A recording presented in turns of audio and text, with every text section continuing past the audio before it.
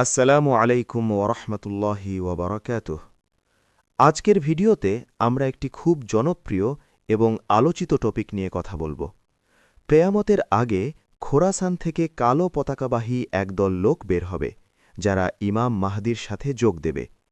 এই বিষয়টি শেষ জামানার আলামত হিসেবে অনেকের মনে গভীর ছাপ ফেলেছে। অনেকে এটাকে বর্তমান ঘটনার সাথে যুক্ত করে দেখেন, কিন্তু আমাদের দায়িত্ব হল কোরআন ও সহিহ হাদিসের আলোকে সঠিক বোঝা। প্রথমেই জেনে নিই এই ধারণাটি কোথা থেকে এসেছে।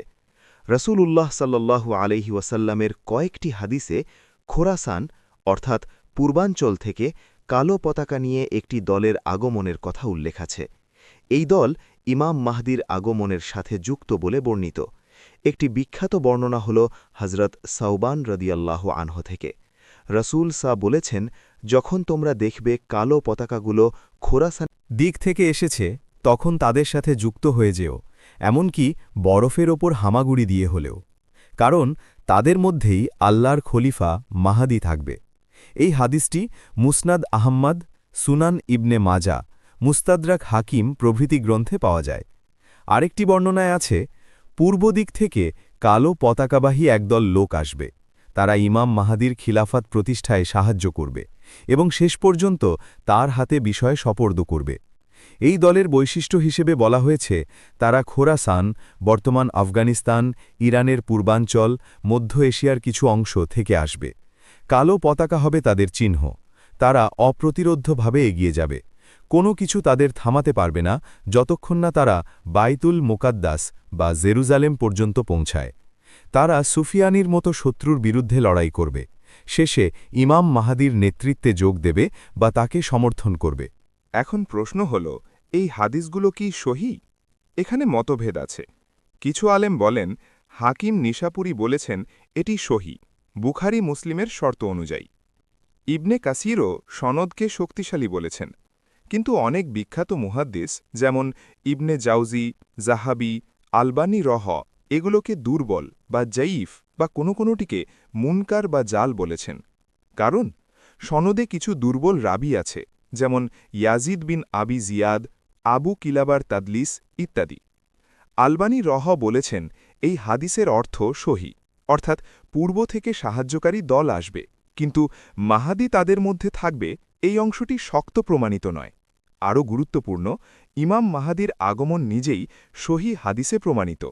সহি মুসলিম, আবু দাউদ, তিরমিজিতে আছে যে তিনি রাসূলের বংশ থেকে হবেন, পৃথিবীকে ন্যায় ভরে দেবেন। কিন্তু কালো পতাকার বিস্তারিত বর্ণনা দুর্বল। ঐতিহাসিক প্রেক্ষাপটে দেখা যায়, আব্বাসীয় খিলাফতের সময় ১৩২ হিজরি তারা খোরাসান থেকে কালো পতাকা নিয়ে উঠে এসেছিল এবং উমাইয়াদের উৎখাত করেছিল। অনেকে মনে করেন এই হাদিসগুলো রাজনৈতিক প্রচারণার জন্য প্রচলিত হয়েছিল। তাই সার কথা, ইমাম মাহদির আগমন সহি, পূর্ব দিক থেকে সাহায্যকারী দল আসবে, এটি অর্থগতভাবে গ্রহণযোগ্য। কিন্তু কালো পতাকা, খোরাসান, মাহদি, তাদের মধ্যে এই পুরো প্যাকেজটি দুর্বল সনদের উপর ভিত্তি করে। আমাদের করণীয় কি?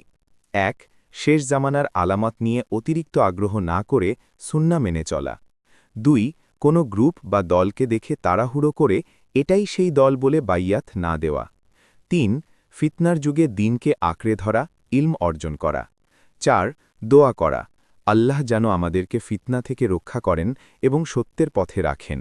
অনেক ভাই বোনেরা বর্তমান ঘটনা দেখে বলেন, এই তো খোরাসানের কালো পতাকা। কিন্তু সাবধান, ফিতনার যুগে দল উপদলের পতাকা দেখে তাড়াহুড়ো করে সিদ্ধান্ত নেওয়া বিপজ্জনক। রাসূল সাল্লাল্লাহু আলাইহি ওয়াসাল্লাম বলেছেন, শেষ জামানায় ফিতনা এমন হবে যে একজন সকালে মুমিন থেকে সন্ধ্যায় কাফির হয়ে যেতে পারে। তাই আমাদের করণীয় হল, কোনো দলের পতাকা, নাম বা অঞ্চল দেখে এটাই সেই বলে বাইয়াত না দেওয়া। ইমাম মাহাদি নিজে যখন আবির্ভূত হবেন, তার পরিচয় স্পষ্ট হবে। তিনি রাসূল সাল্লাল্লাহু আলাইহি ওয়াসাল্লামের বংশধর, নাম মোহাম্মদ বিন আবদুল্লাহ, মক্কায় কাবার কাছে বাইয়াত নেবেন। তার আগমনের আগে কোনো গ্রুপকে মাহাদির দল বলে ধরে নেওয়া ভুল। শেষ জামানার আলামত নিয়ে অতিরিক্ত আলোচনা না করে নিজের আমল সংশোধন করা।